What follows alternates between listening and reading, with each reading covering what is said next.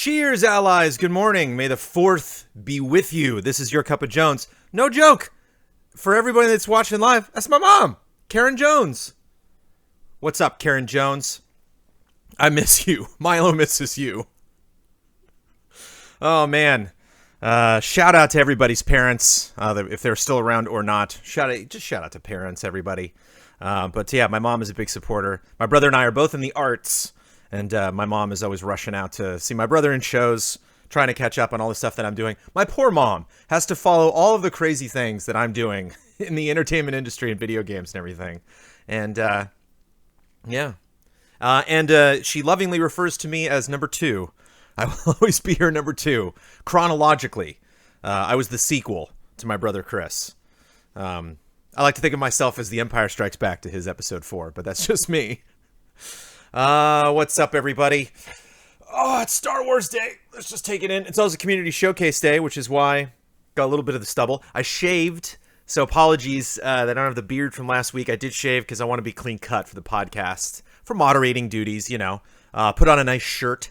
I want to look as good as I can, considering our at-home orders, but I will also potentially wear a button-up when we're back in the studio. I want to put my best foot forward. Want to try to have as many people show up for that podcast every week as possible. But yeah, I do need a haircut, Mom. There's no, yeah. My hair looks a little prickly. That's because I will put a lot of stuff in it every day now. If you think you're looking at a screen-shaven man, you need to change your resolutions. A clean-shaven, thank you. But I think I might shave for a Cup of Jones in the future. But I think one of the reasons that I did grow a beard was I was lazy. I was like, well, I'm at home. I can't cut my hair. Amanda has offered to cut my hair, and I love my wife very much. I'm absolutely terrified of somebody who is not a professional cutting my hair. So I was like, what the heck? I'll just grow my beard out as long as my hair's growing out. And then 3 big reasons why I shaved my beard. 1, it was the first podcast. I wanted to look clean for the podcast. 2, it got really annoying. Like when the hairs get really long around like the corners of your mouth, you know, and you kind of, it's just like, I was working out the other day, or just, you know, trying to, not going to a gym, but just working out at home. And I was doing, working the core, doing sit-ups, and I could feel the beard on like the top of my chest. It was just like, it was just like when I could feel the beard when I put my head down on a pillow. It's like the beard would just surface at weird times throughout the day and just remind me like, hi, I'm your beard. Number 3, and it really should be number 1, Amanda was done with the beard. I told her I was thinking about shaving it, and she's like, that's a good idea. And I was like, oh, there we go. That's the only reason. Uzi Suicide says, Jones with a mullet, just get ready. It hasn't really happened yet, but when I kind of push it back in the morning, but these babies on the side are going to start doing this, depending on how long this at-home order is. So for those of you that really enjoyed the beard, for those of you that were like, oh, this is really fun, Jones looks really different, I've never seen Jones look like this before, oh, get ready. I mean, depending on how long we're stuck at home during all of this process, Jones is going to start looking real weird. What I do is I put this product in my hair and I comb my hair back so my hair doesn't get flat, you know, so it doesn't kind of like, so it has like a little volume to it, so there's a little bit of a curve. And I just combed it straight back this morning, and I looked at myself in the mirror and was like, we're probably going to get to that point. I'm gonna look like a greasy gangster.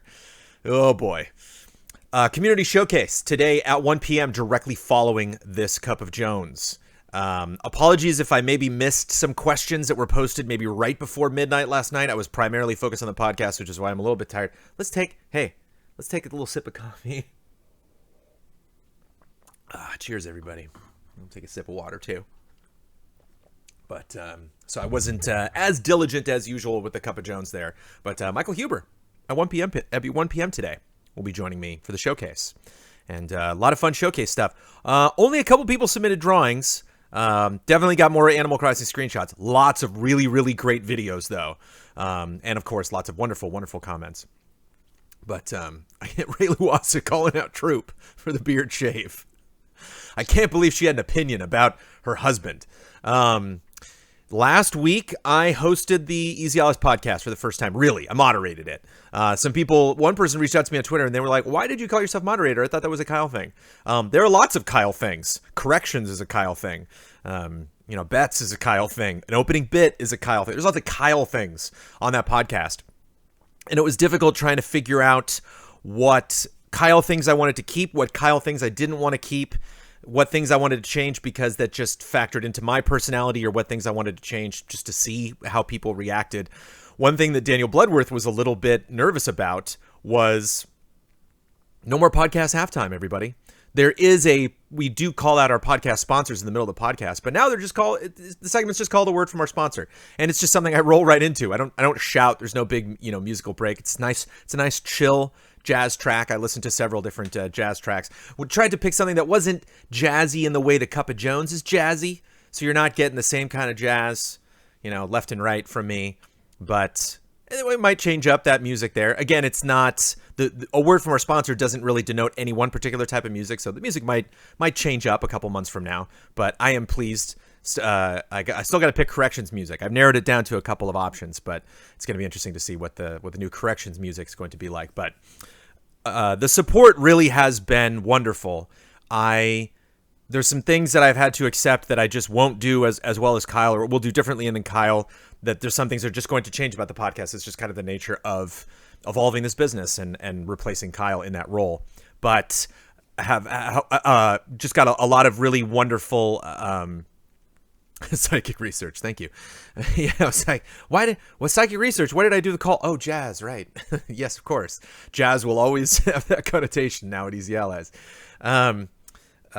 Lots of people reached out on Twitter. Lots of people reached out on Cup of Jones. Lots of messages from people with well wishes and wonderful critiques. And we're actually going to get into a lot of that on Cup of Jones today, which is wonderful. The only thing I feel bad about with the critiques is I will take some of them and some of them I won't. Some of them I will apply directly to the Easy Allies podcast. Some of them might take a little while. One of the things we talked about was a promo. I had so much on my plate trying to figure out what my podcast was going to be like for the first episode that I didn't worry about a promo, but basically meaning beforehand recording something where we talk about, hey, here's Easy Allies podcast, check it out. And then that is a video that goes up on Sunday on social media. I might do that this week. I don't know. Also talked about potentially doing that live, that we would go live before we would record the podcast. It's way too much to deal with, probably way too much to deal with this week. Because I got a heck of a week. Wait till we get to the schedule and you see what the crazy week that I got ahead of me. Didn't really think about it until Saturday, Sunday, where I was like, wait, I'm doing a lot of things this week. But again, so grateful to have everyone's warm wishes in the role of the podcast, and of course, everyone's continued support. We are now in May. We are still holding strong on our Patreon, and so thank you to everybody that sticks around post Kyle in the stay-at-home order. Potentially, obviously everyone is most likely experiencing some sort of financial hardship, whether you are able to continue to do your job or not. None of this is really easy for anyone, and so thank you so much for sticking with Easy Allies. And, if your financial support has not changed, if you've been a $1 patron this entire time, thanks for watching Cup of Jones. Thanks for sticking around. Don's Discount Gaming and Ben's Dojo are back this week.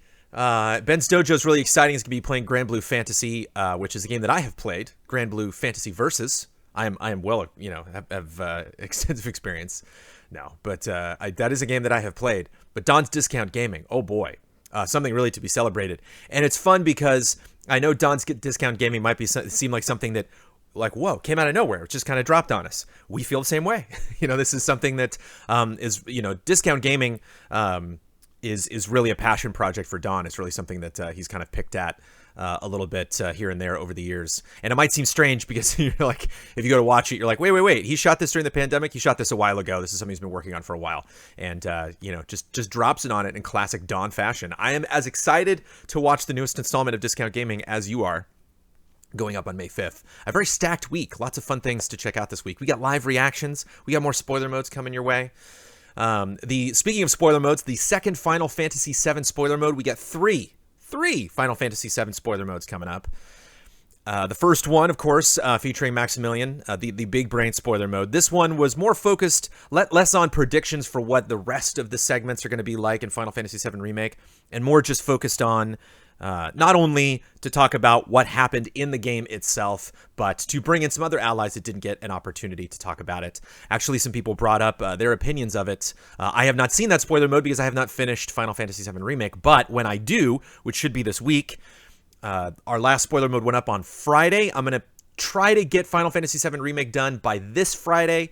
The next and our final spoiler mode, Final Fantasy VII Remake, the only game that is worthy of 3 different spoiler modes from Easy Allies. You can get a sense of how desperate we are for really big video game releases to happen in the month of May. But I'm very much excited now that I'm getting into the final 10 yards, so to speak. I definitely feel like I am about to approach the ending of Final Fantasy VII Remake. It's tough though. It's tough to move on because I'm at a point where the grinding is so sweet.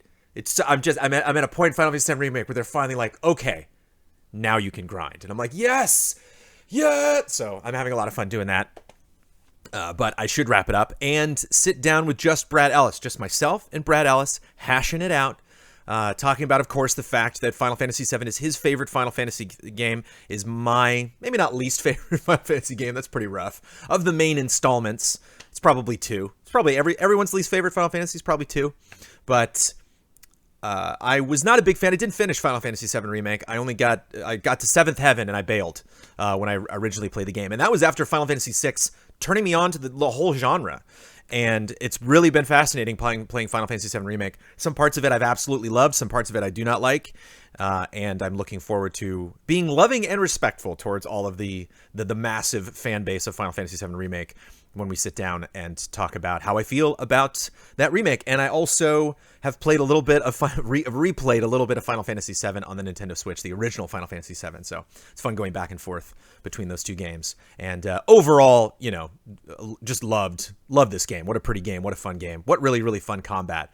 Definitely a combat system that I just get better at every single time that I play, especially grinding.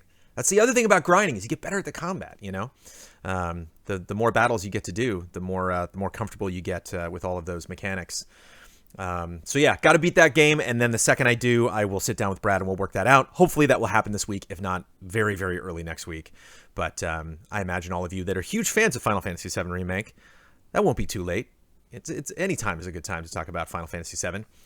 Today's editorial, I feel like all of the editorials that I've done for like the last month and a half have all been very serious, have all been very focused on things that are really directly affecting Easy Allies, affecting our lives. It feels like even if I wanted to talk about something personal or talk about something, maybe outside of the business, it really wasn't the time to do that because it was the time to talk about Kyle, it was the time to talk about the podcast, time to talk about the pandemic. Today, finally, I feel like the clouds have parted a little bit. I feel like we're finally past a transition period. Obviously, most of us are still stuck at home, but I think today it's appropriate to finally do an editorial that saw somebody in chat who's the level cap is 50. Oh, don't say no one tell Jones something in chat because I just read it. No one tell Jones. I did. I think I haven't really been searching for Amanda because I haven't been playing with the volume that loud, but I can go back and revisit chapters in Final Fantasy VII Remake. So, and I also want to hear the music, and the music tends to kind of drown out, a lot of the outside noise. So while I hear, it's like, oh, it's a female voice, but I can't really tell. One of the things I'm looking forward to when I don't, and I'm also rushing through the game. I'm trying to beat it as fast as I can. So after I do that spoiler mode, I have a little more time to just kind of relax over the summer with Final Fantasy VII Remake, replay chapters, check out and see if there's some stuff that I missed. There's 2 songs I haven't missed. Or I have missed, rather. I haven't picked up. But I'm going to go back, turn the music off, replay some of the chapters where I know you walk through a massive group of people, and then just keep my ear out, see if I can find Amanda.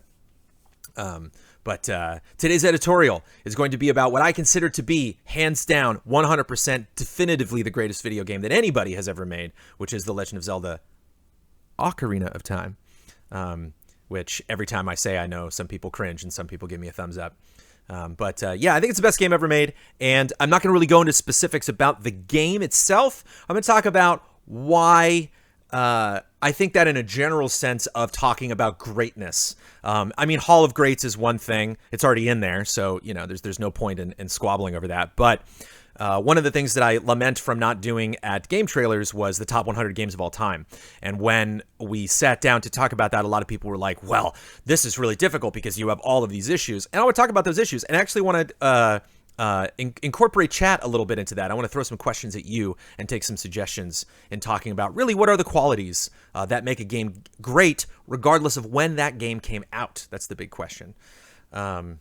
Never cringe over correct pronunciation, chat, says Daniel Bloodworth, with a little bit of the spice to kick off this episode of Cup of Jones. Let's take a look at the schedule here. Cup of Jones happening right now. You're in one. Community Showcase directly after, live on twitch.tv/EasyAllies with Michael Huber. And then tomorrow morning, Don's Discount Gaming, which I'm very, very excited to check out. RF Switch thinks Ocarina of Time is overhyped. Here we go. Tomorrow at 2, Moving Out, which I'm curious to see if that game is fun or not. Moving is one of the worst things ever. Worst things, obviously, past death, disease, and poverty, and all, like all the regular, typical worst things. Worst, first world worst problems. Moving out is it's just not fun. It's just a very difficult thing. You got to bring your friends in. It's a really test of friendship whenever you got to move. And so it's interesting. I can see why something like Surgery potentially would be fun in a simulation game, but like Moving Out, I see trailers of that, and I'm like, I don't know. We'll see if that's fun. Tomorrow night, I'm very excited to finally take a back seat for the Easy Allies Tuesday night group stream. I will just be in the Discord, really finally getting a good look at Vermintide 2, which I haven't really watched extensively. I've heard a lot about it. Obviously, we have several members of the team that are very passionate about that game, so I'm looking forward to hanging out in Discord and just talking instead of being the one that is actually hosting the Tuesday night group stream. Wednesday at 11, Ben's Dojo, Grand Blue Fantasy Versus. Wednesday at 1, Mike and Mike double feature. They are wrapping up Dead Rising 2, and then most likely starting Streets of Rage 4, which just a shout out, a cheers to Mr. Michael Huber. Poor Michael Huber, man. The Streets of Rage 4, this guy's been waiting so long for this game. Of course, this Michael Huber waiting for a game is just kind of the way Michael Huber operates, but the guy finally gets Streets of Rage 4, and we're all stuck at home. He can't get the 4-player co-op with anybody, because we're all stuck at home. So poor Michael Huber, drops in Slack. He's like, hey guys, when we get back, can we do 4-player co-op in Streets of Rage 4? I'm like, of course we can, Huber. Of course. Cheers, Huber. I'm sorry, buddy.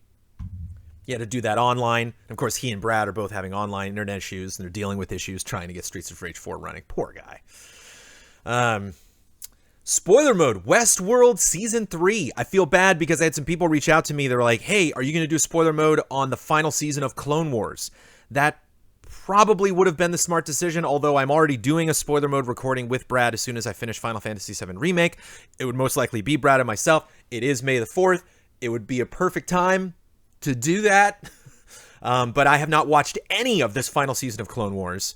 I have had some of it spoiled for me on social media, which is fine. I don't get upset about that stuff. It's kind of like spoilers because it is like a prequel in a sense, but very excited to check that out now. Love Clone Wars. Totally caught up on it with the exception of the final season. But I did make a point because we were looking at things that were going to wrap up in May, and I am passionate about Westworld. I really, really liked that first season. I went back and watched the Michael Crichton film, which I've now seen a couple times, and I thought season 2 was weird. And season 3's kind of been all over the place, but I'm really looking forward to sitting down not only with Ian Hink, but with Omar. Omar will be joining us. Possibly on the same camera. I don't know if they're going to be on separate cameras right next to each other. That's going to be interesting. But Omar, Ian, and I will be sitting down. We're going to be recording that tomorrow night after the group stream. I have two episodes to watch sometime between now and then to get all caught up on the final season of Westworld, which has been mostly shot in Los Angeles, which has been really fun to see. Like, it's kind of how I felt when I saw Her, which with Scarlett Johansson and Joaquin Phoenix, which took place in Los Angeles, but kind of a weird future version of Los Angeles. So that was one joy that I took from this season. So Excited to bring you more spoiler modes. We were a little nervous because there's not a lot of gaming spoiler modes to talk about, which is why we're extending Final Fantasy VII Remake a little bit. Doesn't mean there's not fun games coming out, just nothing where the story is really worth having a conversation that is exclusive to Patreon. And I know our shout out to Maximilian, who has, I believe, definitely had a large part in skyrocketing the views of our first spoiler mode for Final Fantasy VII Remake. Correct me if I'm wrong, Blood, but I believe it has the most views of any spoiler mode we've ever done. Of course, obviously, we made it public, which is why. But I know some people were lamenting the fact that it wasn't behind the paywall. But I mean, hopefully now you can see why. Obviously, we want to do that for Max so he could send that to his audience as well. But thank you, Max. Thank you for those views. Thursday is exciting. 7:45 a.m. We are going live for our very first live reaction, multi-ally reaction at home, which would be very interesting to see how we do that. One person I think is going to be screen sharing. Another person's going to be streaming it. It's going to be a little tricky. Bear with us. But that is going to be apparently the first glimpse at multiple games that are going to be coming your way. Hopefully this year, fingers crossed, for the Xbox Series X. That will be, but again, temper your expectations, because that is a Inside Xbox, and those can be drawn out. But we are very much looking forward to that. It'll be fun to get back in the reactions game, and that will be. Of course, it's got to be early. You can never do those in the middle of the day. We got to get up super early to do those things. Thursday at 10, Huber Syndrome. Thursday at 10 also. You gotta hold off on that Huber Syndrome if you want to watch Ben play more Persona 5 Royal. But you can check out that Huber Syndrome and then come back for Ben playing some weekly hunts Thursday at 2:30 p.m. I will not be doing Animal Crossing on Wednesday. I will not be doing Animal Crossing on Thursday. I'm going to be doing Animal Crossing Saturday night at 10 p.m. Had some people reach out to me that are, of course, in other corners of the world that requested a late night island hop, which we have not done. We have not done, I think 6 or 8 p.m. is the latest I've gone, but 10 p.m. will be fun, and totally understand if that's way past your bedtime for some people. That's kind of the point of the island hop. I want to switch up the time so more people can get involved, and it'll be interesting to see if there's potentially some people that I've missed on that list in previous episodes that I will be able to finally go visit their islands, but I'll be sending out some friend requests. Also, considering all of the stuff that I'm doing this week, I wanted to push that island hop as far away from my other streams as possible. And our regular show lineup for the weekend, reaction shots, my second episode of the Easy Allies podcast going up on Friday for everybody, Easy Update on Saturday, and the Easy Allies podcast if you are not an early access member on Sunday. Apologies to everybody for posting the podcast 15 minutes late this Sunday. Shout out to Daniel Bloodworth, who reminded me of that. And who is reminding me right now in chat, yes, over 300,000 views for that spoiler mode, but the only one that was close is the God of War with Corey. Of course, at 288,000 and counting, still gets a lot of comments. Both are in our top 30 videos. Max, you did it. You sneak into another channel and you get in there in the top 30. Well done. Yeah, lots to talk about with the podcast. Lots to talk about, of course, other things going on at Easy Allies. Business questions. Let's get into it. Cheers. Here's my breakfast. A little swig of this. It's a busy morning when I got the smoothie, I got coffee, I got water in the cup. None of them are finished. Still, right when this episode's over, I'm just going to be like, Shout out to Amanda Troop, who's going to be watching Milo a lot today while I am doing Cup of Jones and the showcase at 1. Business questions. Hasney, hey Jones, just on the talk of a promo for the podcast last week, have you thought about doing this as a YouTube story? I was watching a live stream from a large YouTuber who did a story live and said how he hated doing them, but every time they did a story, it was one of their biggest drivers of new subscriptions. Might be weighted too far towards the larger YouTubers in terms of discoverability, but worth a shot. Sure. Again, like I said, considering potentially doing it live, trying to figure out the structure of it. And so, whereas I might not take that advice right away, that will be something that I will potentially experiment with in the future. Morgan Mohala. Mr. Jones, I've been absent from commenting for a few weeks, but have been enjoying content as usual. I'm not sure if this has been addressed yet or not, but how will you handle podcast questions showing up on Cup of Jones? I will answer them. Are you interested in earnest feedback here? Yes. Yes. Yes. Or would you like it strictly in the podcast comments? Nah, baby. Any way you want to do it. I mean, I won't necessarily bring that stuff up unless it's like, me put it this way. Yeah, I'll if you bring up something on the podcast that you want the panel's question on, and I feel it's worth it for love and respect, then I will include that. Otherwise, maybe I'll bring it up in Slack, or I'll just reply in the actual comments. I was not really focused on the comments from Kyle's episode, but I will definitely be focused on the comments this week, pulling corrections. It's going to be fun to add another hour or 2 hours to my workload for the podcast this week. Yes, if you want me to talk about it, if you really want to just throw out crazy ideas or really just kind of hash out some of the finer details of the Easy Allies podcast, let's do it. That's what Cup of Jones is for. All I'm trying to do here at Easy Allies is host every show. I literally just want to gobble up absolutely everything. Brandon's dojo, I just want to do all of it, and then we can talk about all of that here on Cup of Jones. I could also see this being abused to get an individual's ideas to you through indirect means. I would suggest for your own ease, not allowing Cup of Jones submissions that pertain to the podcast. Of course, it's entirely up to you, and I'm eager to hear your thoughts. Working out so far. There hasn't been an excessive amount of comments this week, and this is the forum. I think it's a really good opportunity, especially now at the beginning, me taking over those responsibilities, kind of introducing what my take on the podcast. I want to know what all of you think. This is a good place to do it. Matt Brookbank, opening bit suggestion, famous first words. Do the opposite of boss man and have patrons. Whenever people type boss man, I don't know, is that like a nickname? Or is that a spelling mistake or something? Is that autocorrect? Boss man. And have patrons post a game's first words so that when you're back in the studio, you'll have something cool/funny to say for your first studio podcast. Maybe. One of the reasons I might not do that is that was like a Kyle thing. That was sad, when we would pick those. Every time that would come up, it was a reminder that he was leaving. And so I don't want Kyle leaving Easy Allies and me returning to the studio are not equivalent. You know what I mean? Like one is such a huge deal, and it was his idea. It was kind of like his ramp up to how he wanted to have a build leading to him leaving Easy Allies. And I don't want to, try to have like a flip side of that. I don't want to do something that takes away from what he did. It is a fun idea, though, and I do love it. And I am curious. Obviously, I think one of the major things I'll lament if I don't do that idea is the submissions. It's just seeing everybody, what they would suggest. Of course, war never changes. Obviously, it's got to be in there. I'm trying to think if I recall any really good first lines. And I'm sure chat will be full of them now, but I got to move on. Aurelian Grenier. Hello, Skimble Shanks. With Kyle Bossman no longer a part of EZA, does it mean he can become a patron and submit to a tier to get access to EZA content? Of course. He's a free agent. He can do whatever he wants. Or does he get a free pass for everything to watch?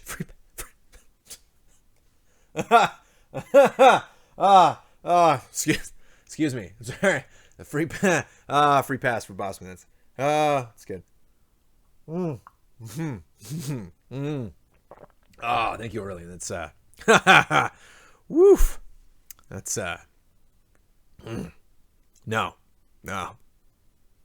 Will we get a submission to Love and Respect by a certain Bossman K someday? Love and Respect, Aurelian. I don't know. I mean, it's totally up to him. Knowing Kyle, probably not. Might take him a couple months to do that. I haven't even gotten a message from him telling me I did a good job on the podcast. Well, didn't get a text. Didn't get an email. Hey, good job, Jonesy. Hey, good luck, buddy. Nothing. He's out. He's gone. He could be on Mars, for all I know. He's out. No, I mean, good on him. He should, I hope he's on a beach somewhere. You know what I mean? Well, no, because the stay-at-home order. I hope he's maybe on a balcony if he's got one. I hope he's relaxing. I hope he's taking a nap. Let's at least let's lower expectations and let's just imagine Kyle Bossman right now taking a nap. Brandon Kagan, once shelter in place concludes for California, will returning to the studio be immediate, going back to using the stream room and the studio with no more Zoom calls, or will it be more gradual and take some time as each ally becomes comfortable at their own pace, leaving their homes and be in close proximity with one another? I don't know. I can't. He's been playing Trials of Mana, not on Mars. Oh, cool. Has he been streaming? He likes my mic arm. That's one thought actually that I have, because we want to, if he's streaming, we definitely want to host that stuff. But I've not been checking out. I don't think I am subscribed to Kyle's various channels. I probably should be. But I'm glad he likes your mic arm. Bloodworth. See, that's the thing. That's Daniel Bloodworth, man. He's on it. He's sniffing out Bossman's location. Daniel Bloodworth knows where Kyle Bossman is right now. Brandon, I don't know. I can't say that officially. I imagine it would be gradual. I imagine he has not been streaming. Okay. I imagine we're not going to just like, okay, everybody get on in there. One thing that I did think was the island hop. Should I still be doing that at the time when the stay-at-home order is lifted? I'll probably still do that at home. I don't know if I would want to go into the studio just by myself to do the island hop. That'll probably be something that I just do from the comfort of my own, just texting you about it. Okay. Says Bloodworth. I just imagine it'd be a gradual thing because it just like everything with Easy Allies, it's a case-by-case basis. We have multiple shows with multiple producers, multiple different events that happen a week, some that are scheduled far in advance, some that just pop up like the reactions, at the last minute. I think of Easy Allies much like I think of this world, in this very, very strange time that we're in.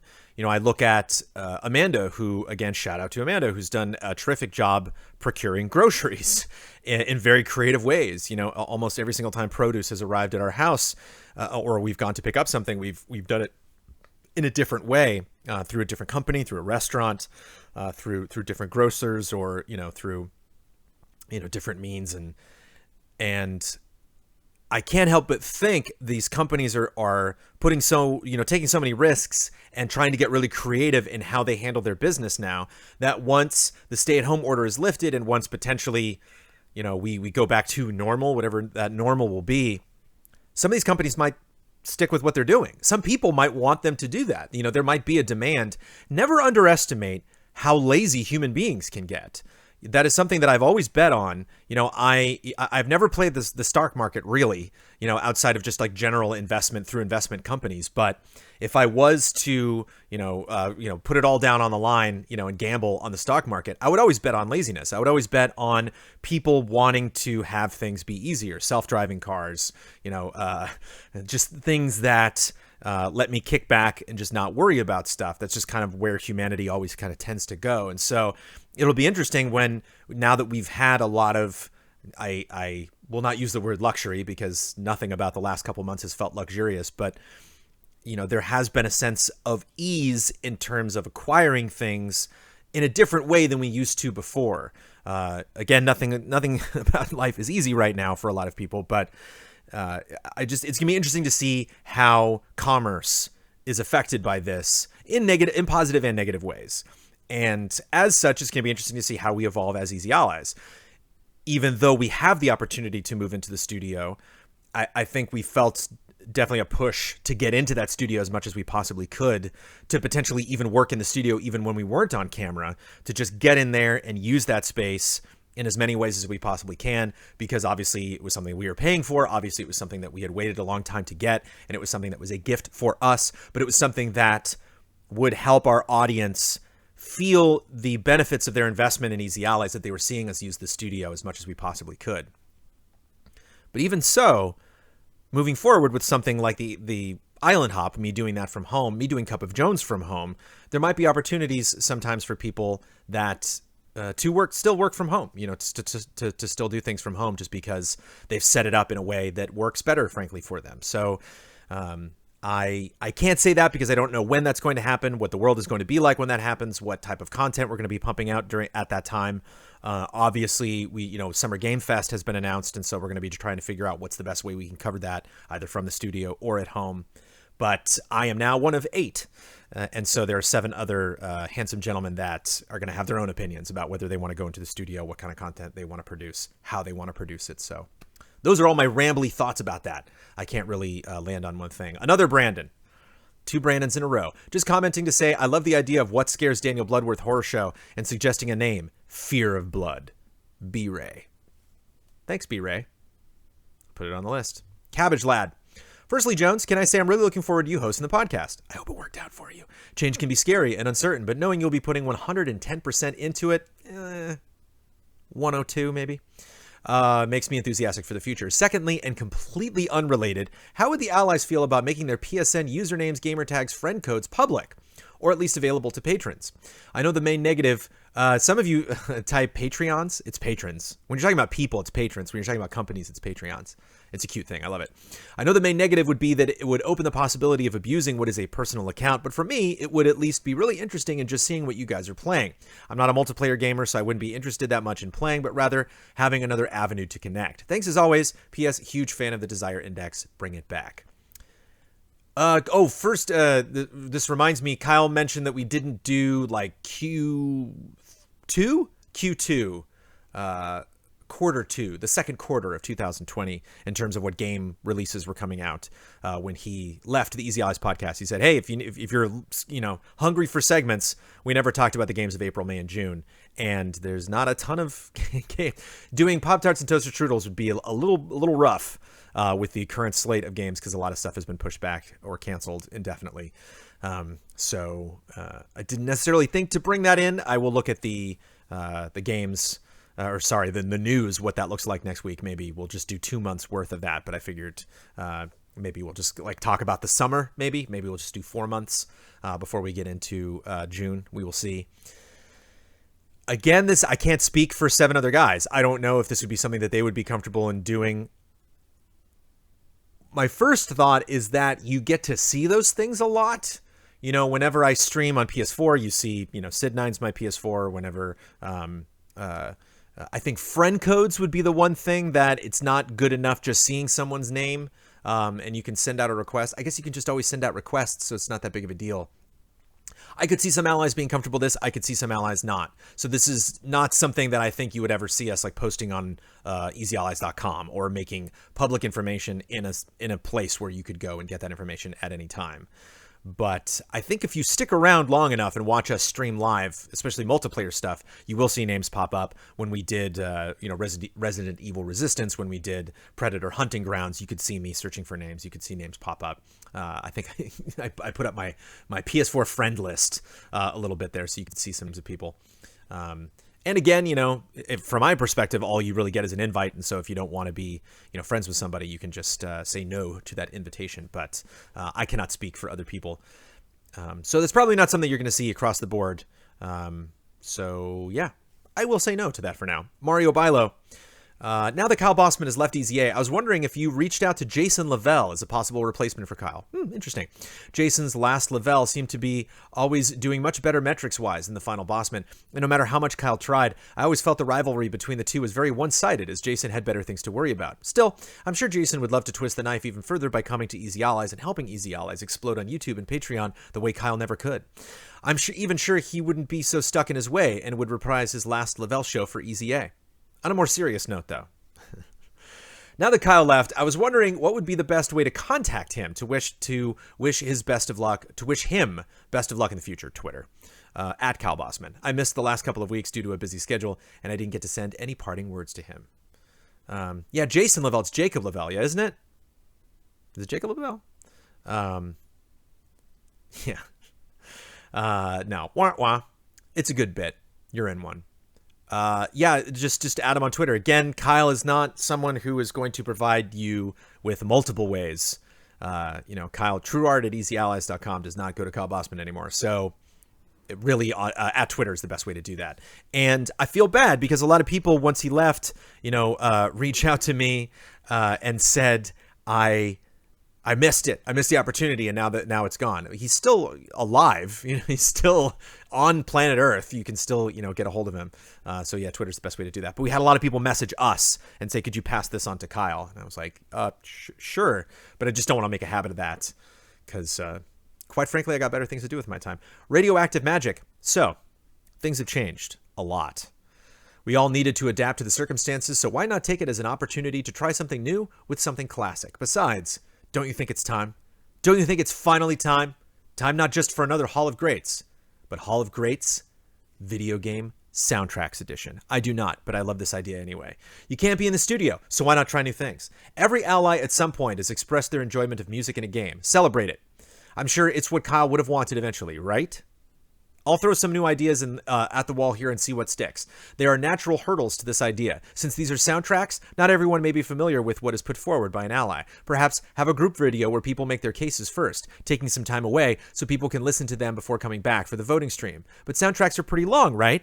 8 full OSTs can take a lot of time, so perhaps each ally puts a best foot forward approach. They nominate 3 tracks that would showcase the soul of the piece. If an ally has the time to listen to all tracks from all entries, awesome. If not, just listen to the 3 from each to get to know them better or be reminded. Time would probably be saved from a lack of cross-examinations. You can't devil's advocate or criticize the people on the screen, being silent as 3 or criticize the graphics, feel of the controls, bugs in gameplay, or whatever. It would also be silly just to have a bunch of people on screen being silent as 3 or so songs play per attendee. Could also potentially be very boring. That's my addition. During the presentation, they can spend the usual length of time talking about what the soundtrack means to them while letting a few choice segments play behind them. There are also many great soundtracks out there. I would put forward a one franchise rule. First come, first serve. Any OST chosen locks out that franchise or IP for the rest of the allies. Woo! There are too many good tracks out there for you all to pick Final Fantasy. I think it might be over too quick. Why not do more? Have 2 OST submissions per ally. Have 5 winners. When would you ever do this again? If not now, make it an event. Think you might do it more than once? 0 vote, bans, and maybe winners could lock a franchise out for just the next Hall of Greats OST. Again, Hog OST, Hogost.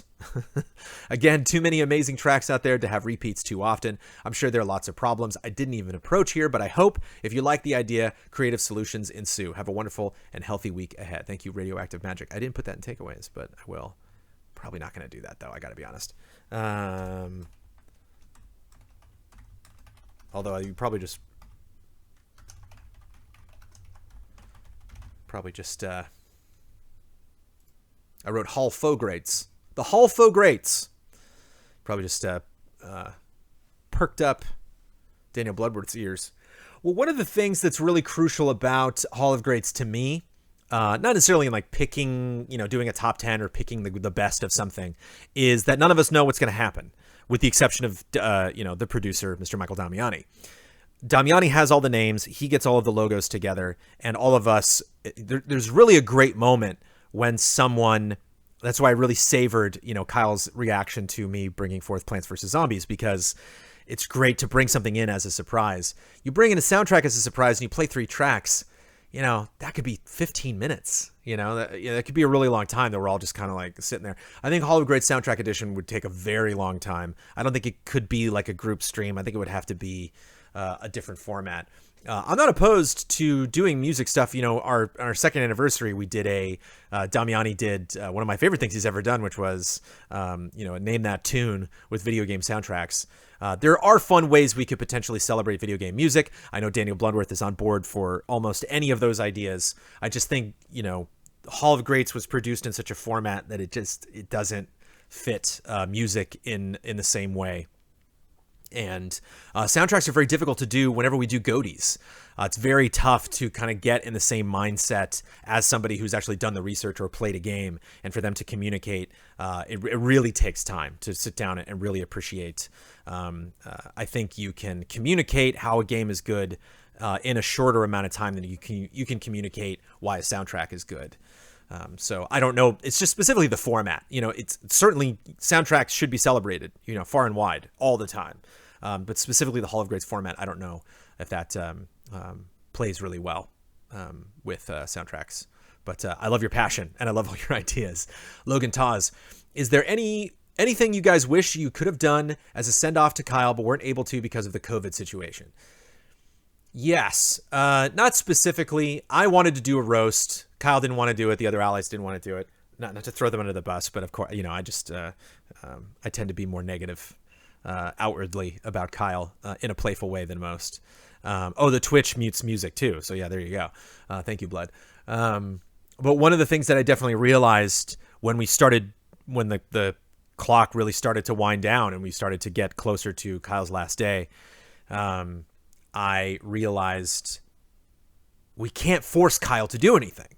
I think that was the big thing, is it would have been fun to kind of have like a surprise birthday party for him, or something in that vein of, hey, well, we're just gonna have a normal group stream, 2 weeks before you leave, and then we come into the group stream room and we literally like lock the door and he's stuck, like we have him on the couch, there's nowhere he can go, and we can just do something. Something that would make him uncomfortable, something that would make him squirm. And then like at the end of it, we're like, what'd you think, Kyle? And he's like, I hated that. That would have been fun. But if we had tried to do that online, if we had tried to force him to do something, he would have just turned off his computer and been like, no, I'm not going to do this. Look at the spider. I don't know if you can see it. Yeah, you can. Look at him. Look at him go. This is the fun of living in the garage. Look at this cute little guy. Oh, Ben, look at my new little friend. Are you going to go back up? Where are you going? Where are you going, buddy? We're not going to hang out? Aw. You going to go back up? Aw. All right. Working on his web. My new friend. But yeah, that's one thing that I thought of, and again, it was not a part of any one. Like, I didn't think about those things because I knew that was a limitation we were going to have, so I didn't then, like, brainstorm any ideas that I knew we weren't going to have. It just kind of, it all kind of stopped there. Baby spiders are cute spiders. Oh yeah, he's making a little web above me. Well, isn't that fun? I'm going to stand up and get all that webbing all over my forehead. There's not a lot of bugs in here, man. I guess there's a couple of moths and stuff. He might do well. Cute little guy. Josh Reed. I noticed while watching the Q&A that EZA is a lot more profanity lately. Really? Tons of F-bombs in the Q&A. Well, I wasn't on it, so maybe I wasn't there to show up and wag my finger at everybody. But I hear it very regularly in a lot of streams. Is this a conscious change? Or is it just maybe a result of the vibe change, staying at home? I know the profanity thing is a point of contention in the community, but I do like that EZA is usually pretty clean on camera group. It makes it easy to watch videos and streams in the living room with the family around. Maybe I'm the only one who's noticed a difference lately, but I was curious if the allies have just decided to be more blue. Love and respect, Josh Reed. No, there was not a conscious decision. That was not something. We didn't have a monthly meeting, and I was just like, all right, let's do this shit. I will say that I prefer not to swear. I think it works out better for everybody. It's kind of like wearing your seatbelt, It's like, you're probably going to be fine, but just do it, just do it just to be safe. Then, nothing potentially bad is going to happen. You at least did that to prevent anything bad from happening. We had an ally the other day tweet out a picture that their infant, was in a high chair watching our group stream, or they're watching Mike and Mike. And it was like, so like, I think about that a lot on Twitter. And again, this is just Jonesy soapbox. This is not a rant, but this is just personally how I feel. I don't like people that swear on Twitter. I don't know why swearing on Twitter became a thing that just everybody does. They're just like, yeah, F-bombs on Twitter. It's like, there's no rated R screening on Twitter. There's no age gate. You got to get past on Twitter. Twitter's for everybody. They're 8-year-olds. Oh, thanks, Mom, for my new phone. I'll get on Twitter. And then it's just like, oh, there he is. There he is again. Hey, buddy, you gonna hang out on my mic? Where are you going? That's my microphone. I wonder if you can hear him. Where are you going? You just gonna explore that mic? Cool. Was it 12 monkeys? Like, just eat them. Yeah, I prefer not to, because again, it just works across the board. It's like, it's a good thing to be aware that you can do, because certainly we've all been in situations where it is, you're at church, you're with family members, you're with children. I try not to drop any F-bombs whenever I'm at Disneyland, because you never know who's listening. You never know who's going to pick up that word. And then, some parent at the end of their vacation is like, wait, what? Excuse me? Where did you pick that up? And then you got parents arguing with each other because they're blaming each other. I think it's just always best practices. And it's something where I'm sure, as much as if you do swear, it's hard to do the opposite. For me, in this position, making the decision not to swear, it's hard for me to do that. I know I've freaked out allies before in the past, because whenever the camera is off, I swear all the time. Not when I'm around Milo. We're really starting to. That's one thing that I definitely got to be conscious of. It's crazy because I can see that, just the strand, right there. Is that gonna? I don't know where he is now. Oh boy, it's always fun when you lose a spider. You're like, oh, spider. Wait, where'd he go? But at the same time, it's a weird thing to tell the other allies not to do. One, In some way, it's kind of none of my business. I mean, yeah, we are staying at home, but they do have their own shows. It is kind of up to them, how they want to handle the content. I do cringe a little bit whenever I hear, like several, obscenities in a row. I said the P word on the podcast. Was it the Q&A or something, or the podcast? I said the P word the other day, and the eyes, the open eyes of the other allies was very like, what did Jones just say? And I was like, oh yeah, that is a little blue, isn't it? Once you tell the allies to do that, if you give them a note, that's not something that they can practice. That's something that they have to practice live or while we're recording something that'll most likely go directly into edit. It'll throw them in a way that I don't think at the end of the day makes a better product. I don't want to have to, if it gets to a point where I do think it's a detriment to our channel, that it is conflicting in a negative way with our audience, then maybe I'll bring it up. But I don't want to go after some of the guys who tend to swear a little bit more and tell them, no, don't do that. And then all of a sudden on our when they're live streaming or our podcast, you can kind of see them being reserved. You can see that being a conflict, something that's difficult for them, to deal with. I wasn't on the last Q&A, so while I do wish I could wave a magic wand and make us swear less, I don't think it's something that has got to a dangerous level. I don't think it's gotten to a point where I really think it's an issue within Easy Allies. But the P word is another word for vagina.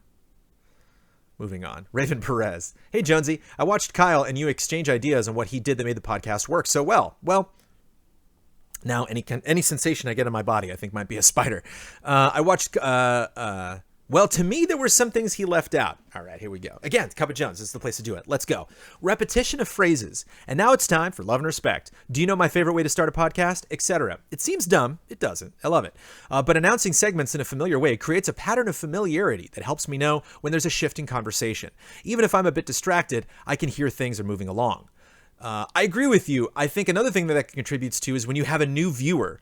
One thing that... I'm trying to think of the show. Wait, Don't Tell Me is a show that Amanda likes. I enjoy it. I just don't I don't seek it out. I get nervous when people are forced to be funny. So I don't listen to a lot of comedy podcasts, but it's a very clever show, and it has a very specific structure. It's kind of like the Easy Allies podcast in that they have rewards for games and bets and stuff like that. They don't do bets, but they you kind of know what to expect. It has a structure that goes into very specific segments. They have names for segments. I don't remember the name of the moderator, or the host, but he does a very, very good job. He's definitely something that I want to emulate. That has a very personable cadence and is very confident in his reads, and has just handles the show at a really great pace and moves the segments along very well. And so it's very gratifying when you move on to a new segment. And so I think that's something that'll be one of my biggest continuing struggles during the podcast, that you can see me kind of stumble a little bit in my first episode, is when something ends and then when the new thing begins. Because sometimes you want to have a transition, sometimes those transitions aren't available, and so sometimes a conversation stops and you're just like, okay, so this thing also happened.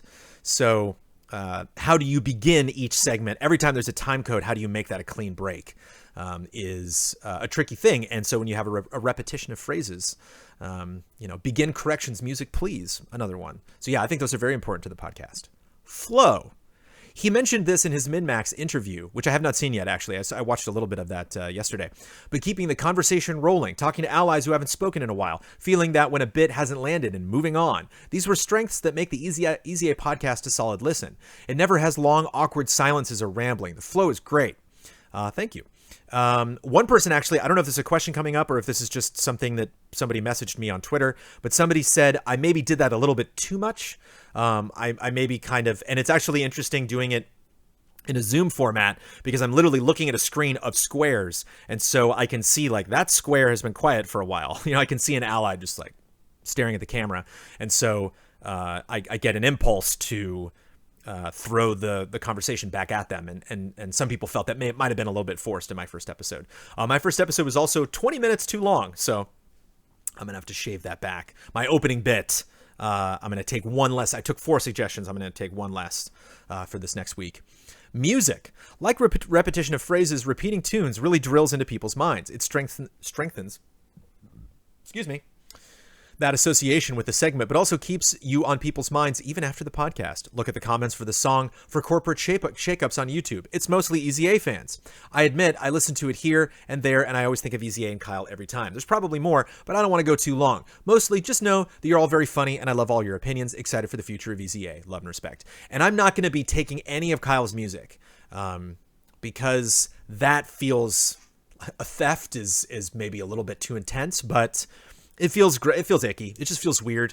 And I know some people are like, no, you'll be paying tribute to Kyle. But like, Baby You're Bad for Business, all that stuff. I'm not going to be, Generation Next is a tough one not to do. But grabbing the microphone and holding it to a speaker to play a track, it's just not me. It's not how I roll, because Kyle's not an editor.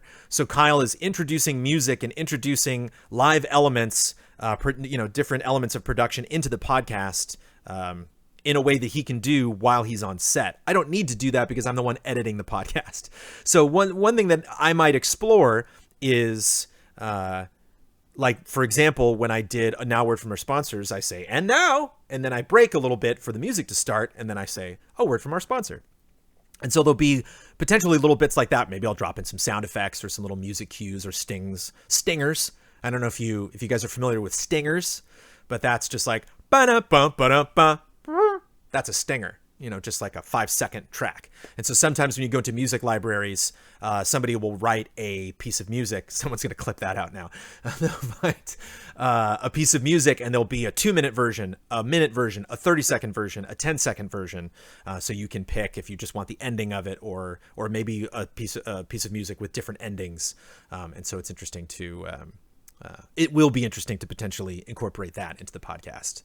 Ali Salemi. Anyway, this is just a tricky question to ask with everything going on with the leaks and the backlash towards Naughty Dog, but I am just too curious, so I have to ask. I was wondering how the situation around a game like The Last of Us 2, no spoilers, everybody, no spoilers.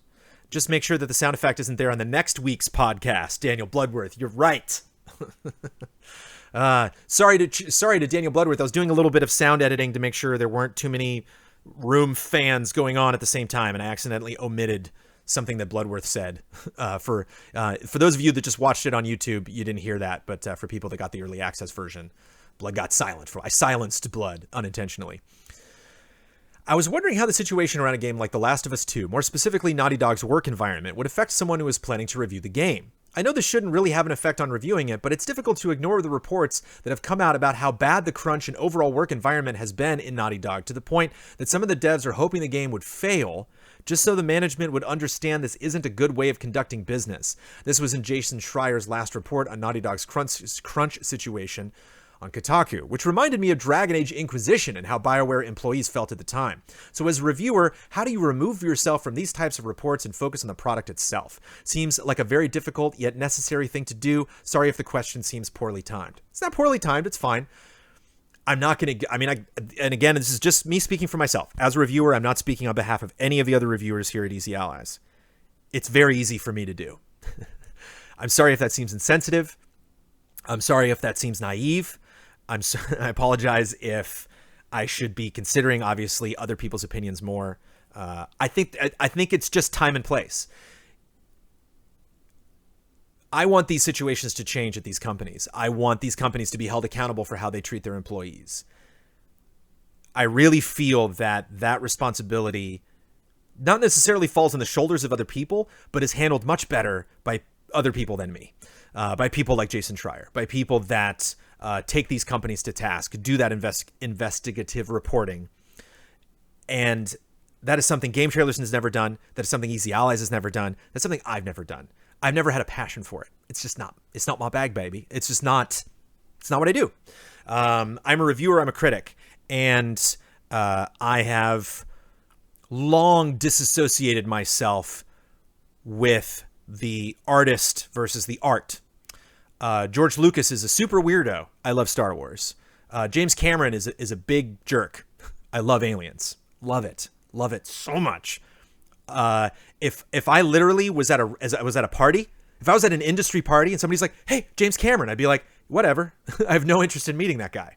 I hear James Cameron is not fun to work with. I've heard many, many, many reports from people over the years. Apparently The Abyss was you want to talk about crunch. Apparently The Abyss was a brutal shoot, and he was just completely unforgiving with his treatment of the cast. And so no interest in what James Cameron's up to, you know? My interest in the Avatar sequels extends solely from my interest in Avatar 1 and whether I want to see that story continue. J.K. Rowling has done a lot of very interesting things since she finished those books, and, you know, has moved on to, you know, making comments about politics, making comments about her fan base, making comments about her characters, and all that stuff is just like, doesn't matter, does not take away from how brilliant I think those 7 books are, how wonderful, how much I love those characters. And some of my friends can't do that. I have some friends that really, you know, when they get frustrated at an artist, or even on the flip side of that, you know, an artist that I dearly love, Guillermo del Toro. I think Crimson Peak was a weird movie. I'm not a fan of Crimson Peak. I was so down for Crimson Peak. I saw trailers for that. I saw posters for that. I saw designs for that. I was like, oh my God, this is my movie. It's a haunted, you know, this is the guy that makes a Haunted Mansion movie. I'm so pumped for this. And I was in the theaters like, it just didn't, I don't know, maybe I need to see it again, but it was just like, it was predictable and weird. The script was weird. It was like a lot of, Pan's Labyrinth is one of the best films ever. Top 100 films of all time, no question. Pan's Labyrinth is incredible. Crimson Peak, yeah. So it just doesn't, it's not like, no, I love it because I love that creator. You know, like I love all the Grand Theft Auto games, therefore I'm just automatically going to love GTA 6. No, every time you get one of those things, you have to approach it as its own thing. And I can't really, you know, specify why I think that way or why that's easy for me to do. But I really tried to disassociate those things because, and I will conclude with this statement, that if there is negative crunch, if there is a bad work practices at Naughty Dog surrounding The Last of Us Part 2, the review of the game, I think, is a bad place to address it. I think if you're going to talk about how that company changes, if you're going to talk about all of the reports and people trying to make change happen within the company, that should happen alongside a separate narrative, which is the quality of the game. Because if you want to talk about, yes, The Last of Us Part 2 is an amazing game. Hopefully it will be, but that games that are that good shouldn't be made that good at the sacrifice of people's health, well-being, families, you know, friends, etc.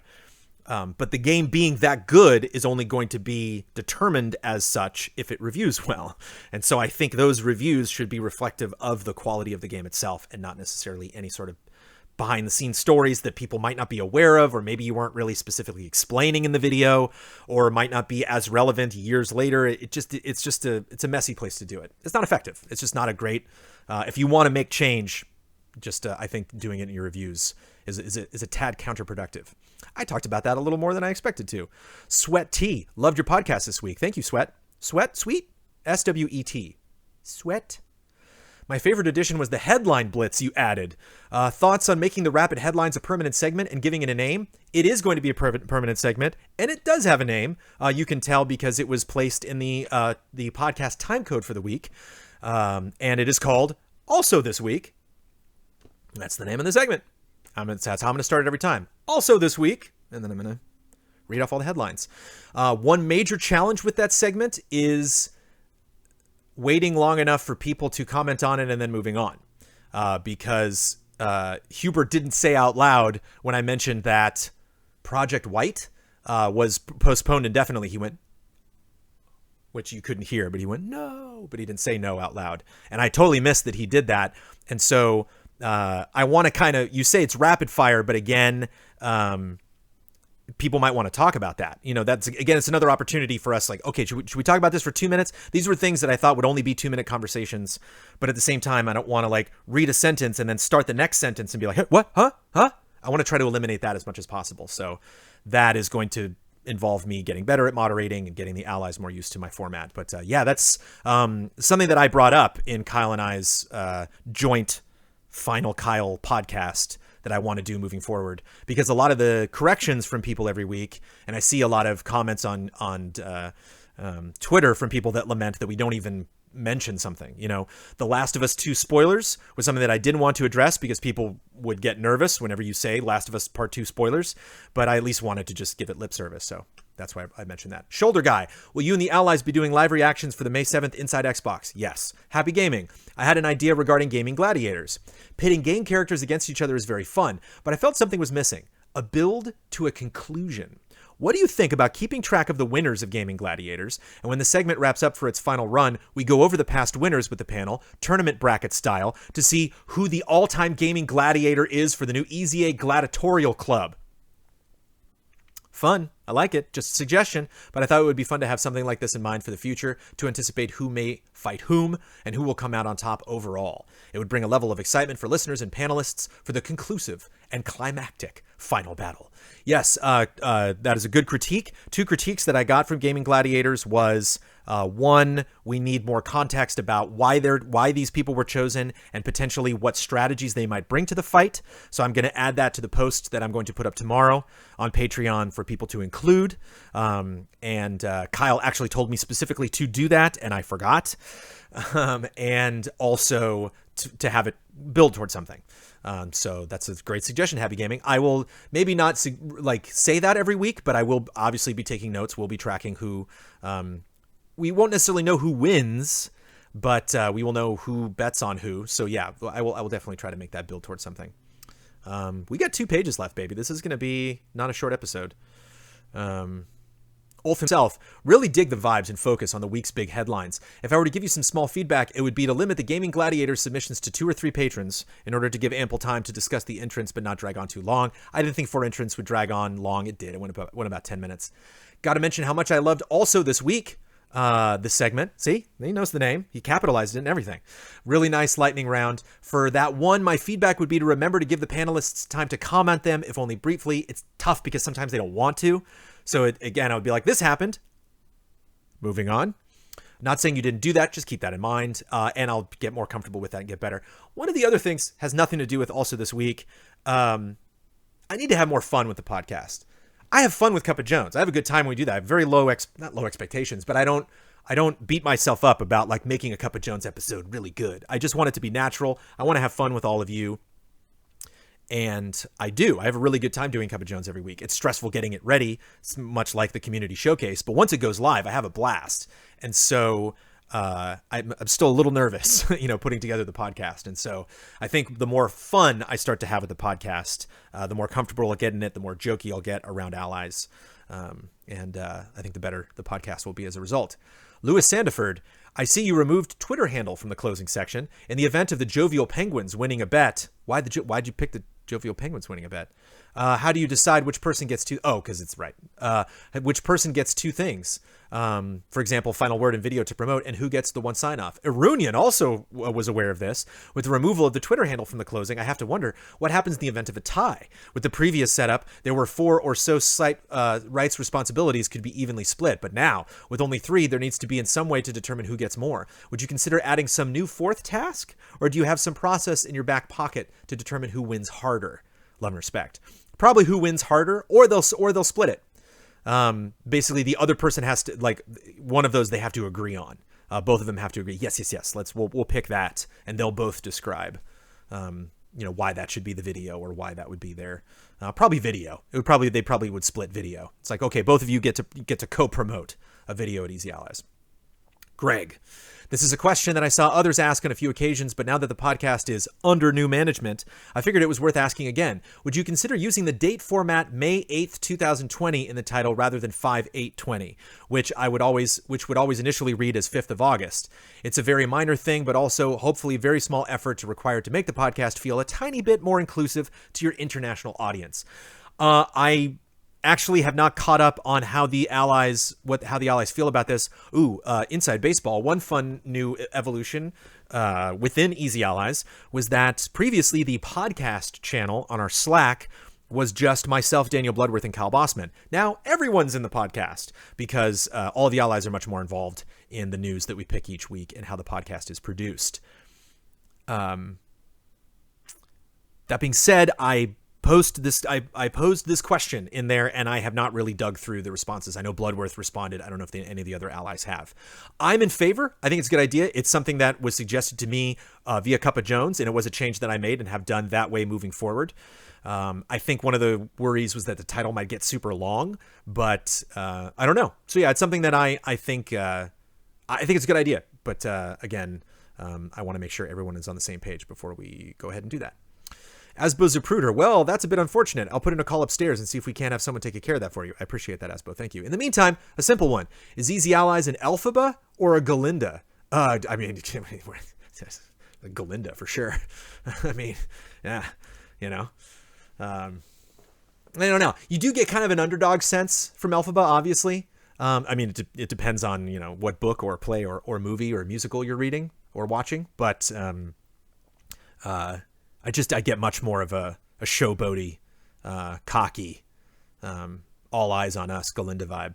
So I'll go with Galinda. Abdullah, if I were to give a bit of feedback, I'd say maybe limit the number of times you directly ask for an ally's opinion on a topic. Here we go. I love that you try to include everyone in on the discussion, but sometimes comes off as forced and it slows down the pace. I agree. It can.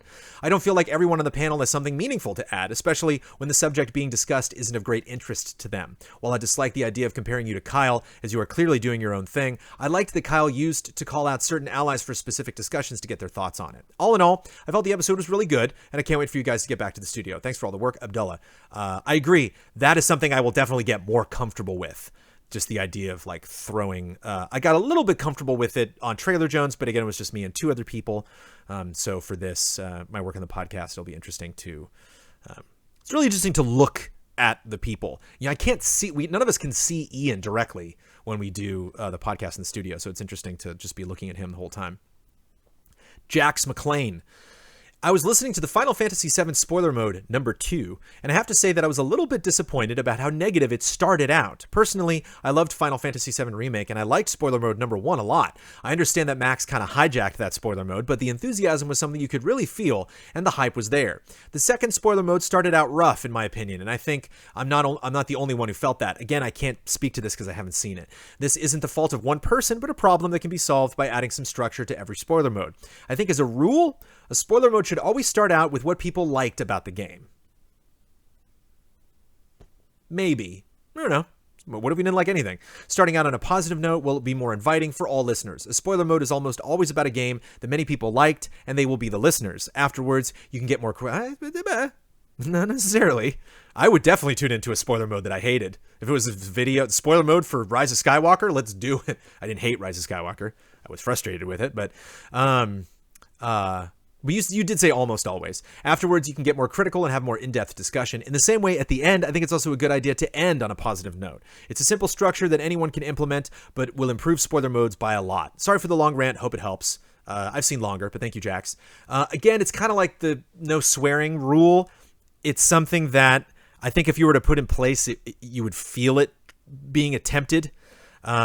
Yeah. Blood's on the same page. I don't think enforcing a standard structure for spoiler mode would work well. It's kind of the same thing as questions, too. Some people get frustrated because some spoiler modes that we do, we take questions. Some we don't. I'll maybe reach out to Brad and see if he wants to take questions for our conversation. I'm really more curious about what he thinks about what I think.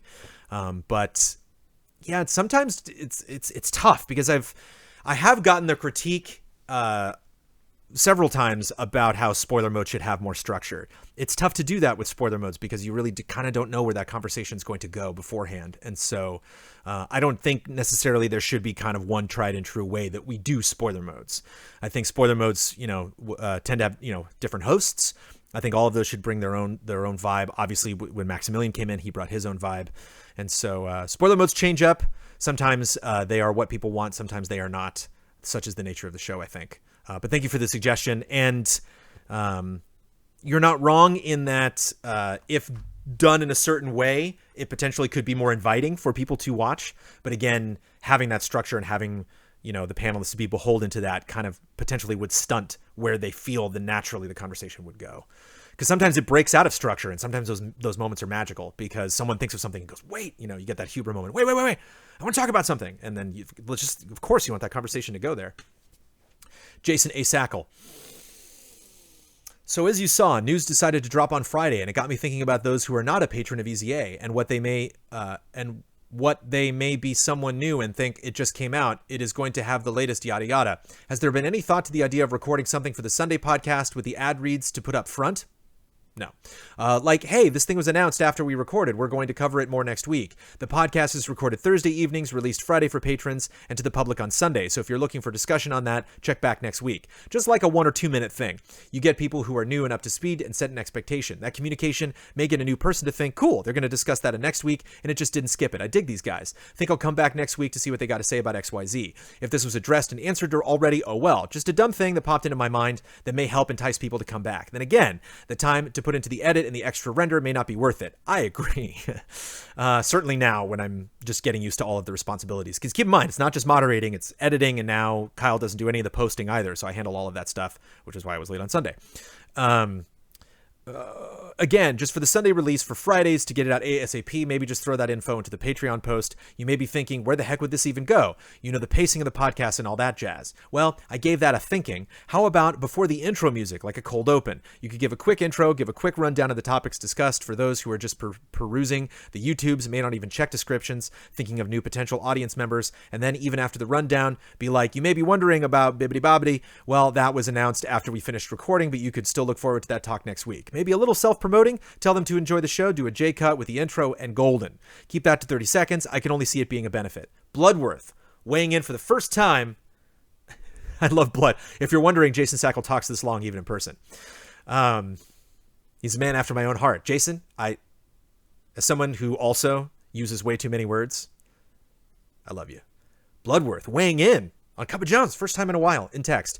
The biggest issue I see here is that that idea is by the next week, it could feel like old news. There are bigger headlines that are more worth talking about, but we're stuck talking about this first topic because we made a promise to cover it between podcasts. Yeah, I never want to promise what's going to happen on the next podcast outside of bets, because who knows what happens in 1 week.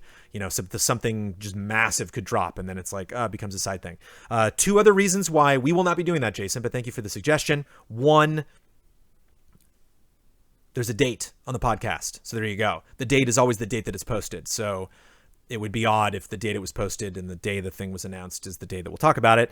And we got the timestamps, which are 3 things. And there's also this week at the end. So if something's not mentioned and you go, well, they're going to talk about Summer Game Fest, right? And then we go, also happened this week, blah, blah, blah, blah, blah. And then you go, oh, I guess they missed it. So I think that still comes across. And I think it... I certainly don't want to put something at the top that gets in the way of us, doing that podcast there. Daniel Cartwright, once your area has opened up and the Allies feel all comfortable going back to the studio, what is one thing you would like to improve about the Allies' use of the space? I don't know. I have no idea. Although Kyle Bossman was in charge of trash cleanup, so I think maybe Huber will have to be in charge of that now. Somebody will have to. This is so distracting. I have this like web right in front of the microphone. Yeah. To improve the Allies' use of the space. Again, it's something we were talking about, like making the podcast better. Getting back in the studio right away, I'm not going to be like, okay, how can we do this better? I'm just going to be like, yes, we're back in the studio. Yes. Feels good. Final question, Runfire. I'm a regular podcast listener and just got done listening to the most recent episode you hosted. All right, sorry. I had some nitpicks. I'm sure you'll work out, but I work out sometimes. But the Deadly Premonition 2 segment in particular I had a hard time with. Though it's apparently a favorite of the Allies, I had never heard or knew anything about the original Deadly Premonition. Having not seen the new trailer either, I was completely lost during the entire conversation on it during the podcast. The panel frequently referencing things from the original game, but without any context, I had no idea what it was they were talking about. This hadn't been an issue for me with games I was unfamiliar with in past podcasts. One of the things Kyle did for his game announcement segments was spend a moment towards the beginning of the conversation introducing the game. Yes. For sequels, he might talk about what the original game was like. If a trailer's released, he'd provide a brief summary of what was shown. I think if you take a moment to give a brief overview of the topic of discussion for listeners, it would help make the segment more engaging to a larger audience. Mwah. Yes. Runfire, dead on. Nailed it. Bullseye. Perfect. Yeah, you're totally right. Good call. That's all I have to say about that. Bloodworth making a lot of replies in chat right now. Hey, what do you say?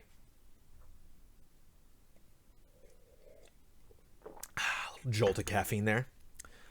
What do you say we talk about the greatest game of all time, shall we? All right, let's do it.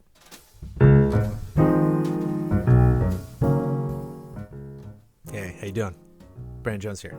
Cheers. Yeah, Ocarina of Time. Best game ever made. Kudos. Miyamoto, Nintendo, everyone involved. I don't know if you're like me.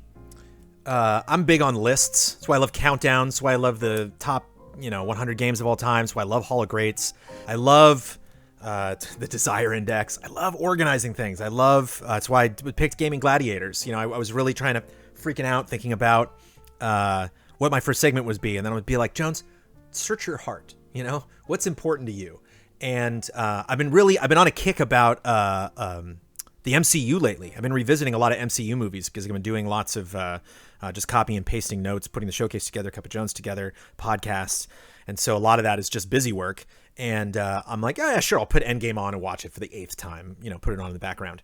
And I love the checks and balances in the MCU. I love Thor's hammer can't destroy Cap's shield, but Spider-Man can lift this much weight, but this trumps this. Vision's laser can do this, but this person can only fall this distance before they hurt themselves, and yada yada. I love quantifying those things because it's why I love scores. A lot of people, a lot of outlets have moved away from review scores. I still very much believe in them because it's something I've done before. It's something that it's possible. I have played a game and have thought of a score that would suggest to someone in the briefest way possible the general quality of a game, that it can stand aside from a gaming opinion, elaborate, written or spoken, and the two can work together to help communicate. Can help educate someone on a video game purchasing decision, and so therefore I just absolutely love ranking video games in all sorts of various categories. And I like knowing the best of something, the top of something for myself. As a Batman fan, I've made a lot of creative decisions just in my brain in terms of how I think certain things play out, or characters' origin stories that I prefer over other ones. One of the things that I love knowing definitively is the most scared I've ever been in my entire life, which is I was going into a closet as a child, and my shoulder brushed past a mirror that I owned, that when you pick up the mirror and look into it, it laughs at you. So imagine it's pitch black, you're going into a small space to grab an object, and all of a sudden there is a pronounced laughter directly in your ear. I remember like I got hit by lightning. I literally remember like every single like muscle in my body, every sense, every like node of sensation that I had on my skin, everything just exploded. And then like a second and a half later, I knew what it was. Yeah, I knew like, oh yeah, that Mask of the Phantasm. I don't know. There's some things about Mask of the Phantasm. Bruce Wayne becomes Batman over a girl? Over a girl? Come on now. But I just like knowing those things definitively. And so it makes me very happy to be settled into the opinion that Ocarina of Time is the greatest game ever made, for all sorts of reasons. But primarily, there's one thing, Bloodworth, if you're looking to name this episode of Cup of Jones, I should always drop the name of the editorial. It makes Bloodworth's job easier. Nostalgia versus Greatness is the name of this editorial. And it's primarily what I want to talk about. Because there's always the issue that everybody brings up. We can talk about, Ocarina of Time. I don't want to spoil it for anybody that hasn't played it, but we can talk about generally just why that game is great. And I'll get into it a little bit now. But the structure of this is less about Ocarina of Time specifically as a game and more about one of the issues that everybody talks about whenever we get into top 100 games. It's also an issue when you talk about top 10 games of all time, but generally you're able to just kind of factor it into like creepy kids or soundtracks or shooters or shotguns or whatever. So you have already a set parameter that kind of informs you about how you're going to be organizing a lot of these things. So even when you have, you're talking about shotguns, when you do like the double barrel from Doom 2, you're not freaking out. Well, Doom 2 is such an old game. Like, doesn't matter. As long as it fits into the qualifications of what makes a good shotgun, you don't really obsess over when it came out. But when you talk about top 100 games of all time, when you talk about the greatest games of all time, and Hall of Greats is its own weird fun thing, specifically top 100 games. That's why when we did top 100 games back at Game Trailers, spoilers, Ocarina of Time was number one, because I fought for that game so hard. I went like, ally by ally, and I was like, you're voting for Ocarina of Time, right? Like I had that argument. You could not beat me in that argument. Like it was like I was, training for like a debate, like a presidential debate. I saw all corners, of potential attacks on that argument. And one of the big things that people talk about whenever they do top 100s is, I think one of the biggest sticking points that I'm here to offer a solution to is nostalgia versus greatness. Is yes, that game is great, but that was a long time ago. Where you got this game that's great. God of War, the old God of War, the new God of War. Both great games. Which one's better? Do we pick the new game because it's so great? Even better. Red Dead Redemption 1 versus Red Dead Redemption 2. Hard to not pick Red Dead Redemption 2, right? Because it's newer, it looks better, it's longer, it's got the online added to it. There's a lot of elements that the first Red Dead just couldn't do. Like Rockstar wasn't at the point where they were developing things like that. The generation couldn't handle a game of that size and clarity. There's just a lot of things that some of these older games, it's like, isn't Super Mario Odyssey automatically better than Super Mario 64? Maybe not. What eases my mind when I think about these things is, and this is actually kind of where I'm curious. I want to make a list here, actually. I'm curious people throwing stuff out or just throwing out suggestions in chat. But just generally, music is one. Let's say music and graphics. Or music, graphics, gameplay, design. Like, what are qualities of a game? What are things that when you think about a great game and you think, oh, the blank, not necessarily picking moments or picking things exclusively that game did that no other game did, but generally things about games that all games, have to do. Characters, is a good one. Let's have them, chat. Throw them at me. Music, graphics, gameplay, design, and characters is one that I'm thinking of. Or those are the ones that have come to mind. I'm curious what chat has to say about this stuff. I'm going to take a sip from my smoothie. Atmosphere. Uzi Suicide suggest. Good stuff.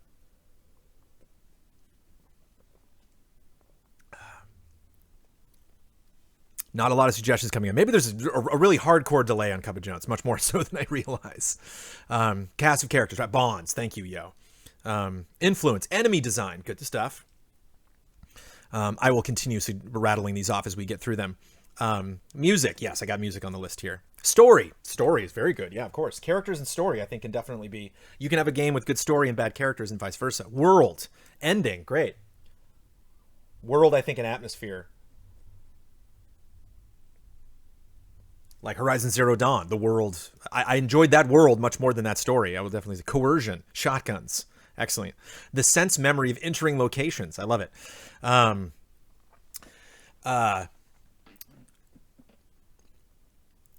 Two qualities that I think obviously need to be considered when you're getting into top 100 games are, was it good for the time? And is it good today? And I think those are not at odds with each other. Those are just, like, if you were to, like, imagine, I wanted to have visual aids, but I didn't have time to get them ready with preparing for the showcase and everything. But imagine you have a chart and you're scoring all of these things on 1 to 10 or 1 to 100. So you have music, graphics, gameplay, design, character, story, world, all of those things. You're seeing how well they rank. And then when you're done rating all of those things, you look at it and then you think, oh, if maybe say there's 20 different categories, you're like, oh, 13 of those categories are a 10. Yeah, some of those are lower, but like, man, look at all of those other categories. So I think you can kind of get one-sided or kind of get tunnel vision when you think about a particular game. You just kind of focus on one thing, Deus Ex. You focus on all the decisions with the game. It's like, yeah, well, the graphics, though, or the kind of structure of the game, it doesn't really hold up now. The visual design is very focused towards that. Really, Deus Ex is a game you can look at and go, it's very clear when this game came out. But the story, the decisions, the characters, like those things, 10, 10, 10, and so when you talk about when you really start to argue, when you get to the top of a top 100 games list, the games that you can just automatically disqualify are the games that, yeah, really excel in a couple of those categories, but that's it. You know, like, yeah, you remember them for those things, but when you start to argue that, you know, one game deserves to be better than another game and it really only tops like two of those categories, it's like, well, now you just really like that game. Now that game had an effect on you, and you're kind of playing favorites now. You're not really looking at really structurally what, and this is just, again, my dumb opinion, that's why I made this an editorial. You're not really looking at what another game brings to a table that achieved something that other games were not able to do. So when I look at all of these different categories, music, graphics, gameplay, design, etc., whether a game was amazing at the time and did a great job given the resources that it was given, and whether a game holds up, are two categories that deserve to be ranked. You know, it's that simple. Let's take an example, one that absolutely breaks my heart. GoldenEye 007. Good for the time? Hell yeah. You know, innovative in absolutely amazing ways? Yes. You know, added things like headshots and stuff to the first-person shooter genre that we are still, you know, doing. Added really in the same way that Halo did, really popularized couch co-op. Really was, the controls were just kind of fascinating in their own way, but really was, if you look back in the Nintendo 64, it was really just like a tentpole experience on that console. Does it hold up today? Sadly, it does not in many ways. As Huber has suggested, if you do play couch co-op on a Nintendo 64, the only really true way to play it, I don't think if you're going to talk about, you know, debating where GoldenEye potentially rests on a top 100 list, you can't bring up mods, you can't bring up remasters and stuff like that. That's not fair. You have to talk about the game itself. If you're going to talk about top 100 games, I don't think you can bring up Shadow of the Colossus and be like the PS4 and the PS3 and this. It's like, pick one. No, you get one. Like, you can't, if you're going to talk about the PS3 version and not the PS4 or the PS2, you don't get those. You don't get to just like, yeah, all of these. It's like, that's not the way it works. You got to talk about just that one game. You can't talk about Resident Evil and Resident Evil Remake. You can't talk about Metal Gear Solid and Twin Snakes at the same time. They're separate games. But that's besides the point. Ocarina of Time, though, good for the time. Are you nuts? I mean, think about 1996, 1997, 1998. Think about people attempting to realize this world with these characters in every single genre in the business. Think about Final Fantasy. Think about Mario. Think about Zelda. Think about Street Fighter. Think about like all these franchises that were like, do we go 3D or not? Bubsy. Like the hits and the misses. You know, even things that were just killing it, like Castlevania, just stumbling out of the gate, just realizing like, how do we do this? And Castlevania really never figured it out. You know, it was Dark Souls. Demon Souls and Dark Souls basically did what Castlevania should have done. They figured it out. You know, From Software was like to Konami, they're like, we got it. You know, like, this was it. This is what Castlevania should have been. It's a bummer that you never did it and still have never done it. But this is how you bring that difficulty into a new era. And so Ocarina of Time almost did it perfectly out of the gate the first time. You know, they literally had this potentially insurmountable task of looking at what they had done with Link to the Past and realizing that they had, you know, brought a franchise to like near perfection, that was such a popular, important franchise within Nintendo, and then had this what must have been an absolutely terrifying goal, which was, how do we bring this game into 3D? How do we bring this world into 3D? How do we bring the characters, and how do we tell the story, and how do we approach this? And it boggles my mind to think of how well they did, you know, to realize. I think it's just that one category is a 10 out of 10, you know, considering that there was no blueprint, there was nothing they could copy, there was no adventure game or anything with what they did with Lock On and the, you know, playing the ocarina with the music. Forget the music. The music's a 10. I mean, the not only the music that they wrote, but how the music is integrated into Ocarina of Time. The fact that you're playing each of these individual themes and you can hear those themes played underneath. The fact that you just play 3 notes, but that is the basis of I don't even know the name of the da-na-na, na-na-na, na-na-na, na-na-na, like that you just go da-na-na, that like all of these music tracks that they wrote that sounded so good and still sound so good on the Nintendo 64 that were also broken down into these 3, 4, 5 note structures that can be used as gameplay. You know, that it felt new, but it also felt like Zelda.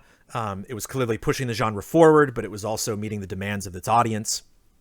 So was it good for the time? 11 out of 10. Does it hold up? Hell yeah. Can you go back and play Ocarina of Time today? Yes. Are you going to be like lost? No. Are you going to be, again, this is my dumb opinion, but like, is there going to be any part, if you're going to throw that at a kid now and just be like, hey, here's this video game. The kids can be like, what? What's going on? Like, it really fits into a lot of action adventure games that are released today. It's a little weird not to have a jump button. You know, there are some decisions that they made that I don't feel detract from that game. I will even go as forward, because this is my editorial, darn it, to say that the water temple isn't all that bad. There is a confusion that you get in the water temple by not knowing where you're going, but because that water temple rotates in a way that challenges you to understand a 3D space. And it is really fascinating at the time that they made that decision, because the problem with the water temple is it rotates so much that you kind of get turned around, but nothing moves. Nothing, you know, is over here and then is suddenly over there. Like everything, like if you do the water temple 20 times in a row, you can just run through it. Like you can memorize that thing. You can realize where you need to go. I think the water temple kind of calls back to classic examples of like, yeah, you might want to get a piece of paper out. You know, you might want to actually like take notes and be like, okay, wait, that door was, over there. And then wait, it's over what? Not saying that I wouldn't be frustrated trying to get through the water temple right now, but I think that game holds up. I think that's why it sold well in the 3DS. I think that's why people want a remake. I don't think that's a game necessarily that in a Final Fantasy remake sense, you would have to just completely reinvent, because it's like, it's borderline unplayable at this point. It's like, no, that game is still really, really fun. That game is still surprisingly, maybe it's not a 10 out of 10 as far as replayability, because it is a very old game. But it is up there, much more so than a lot of games that you would want to try to sell from the 8-bit era, from the 16-bit era, from that wonderful 90s experimental moving into 3D era. And so that's my take. You know, that's why I think it's one of the best games of all time, because, again, music, graphics, gameplay, design, character, stories, like 10. They're all 10s. It's really that question when you get in to start to talk about old games that you start to run into these issues of, well, it's an old game, so does it hold up to the new game? Do yourself a favor and just stop that argument and literally just classify those into 2 separate categories. Was it really good for its time, and is it still fun to play today? Rank those on a scale of 1 to 10 and move on. The debate is over. You don't have to go back and revisit that stuff. You don't have to have one person that loved to play it back in the day and one person that doesn't think it holds up now, and then they just argue for 5 hours. You rank them just like you would rank any other category for any other game, and then you add it all up at the end of the day. I don't necessarily think that games should just be, you know, obviously there is... I think one category maybe we're missing that people have mentioned in chat that I have missed is just raw fun factor. Is this game fun? You know, do we remember this game fondly? Does this game make us feel happy? You know, I think beyond the gameplay and the story and the music, there's just kind of an ethereal specialness, I guess, to something like Journey, where it's really kind of how that game makes you feel at the same time. Maybe like form factor, feel factor. I don't know. But again, just another category, another thing that you slot. And I don't think generally the raw numbers should dictate. There certainly needs to be a method of debate that comes into play when you figure out the top 100 games of all time. But when I thought of that, it put my mind at ease, because that was something in the process of doing all of these ranked meetings that would sometimes be very, very brutal and bloody back at Game Trailers, whether we were at Viacom or Defy. That I wish I had thought of that beforehand, and I wish I had introduced that and really thought of a more constructive way to handle those debates.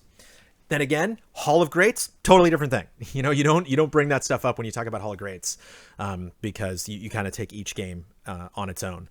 But something to think about. Curious to see what you think about that, whether that's something worth continuing to talk about next week in personal questions, or whether that's something you just want to let me know what you think about that very long editorial that I just did. in the comments on this episode of Cup of Jones. But there we go. I have an hour and 20 minutes to put together the XSplit program for the Easy Allies Community Showcase, which I will be doing with Michael Huber in just a little bit. It's a little bit shorter. I think there's only 13 pages. Usually there's close to 20. So might only be a 3 hour, maybe a 3.5 hour community showcase. But thank you again to everybody that left comments, positive or negative, praise or critique, anything. I am here to talk about that because everything at Easy Allies is an evolving product, the company, and of course the podcast. And so I want to hear what all of you think. So thank you everybody that left those comments, and I hope you have a wonderful week. Again, if you want to watch me doing stuff, I will be all over the place this week. You will get to see many videos with Brandon Jones and them. I will be very busy this week. And thank you all. Definitely be safe. Wash your hands. Stay 6 feet away from everybody if you can. Stay safe and be kind. Love and respect. Wait a minute. There we go. Click it. Oh, wait. Now I can take a sip. Cheers, everybody.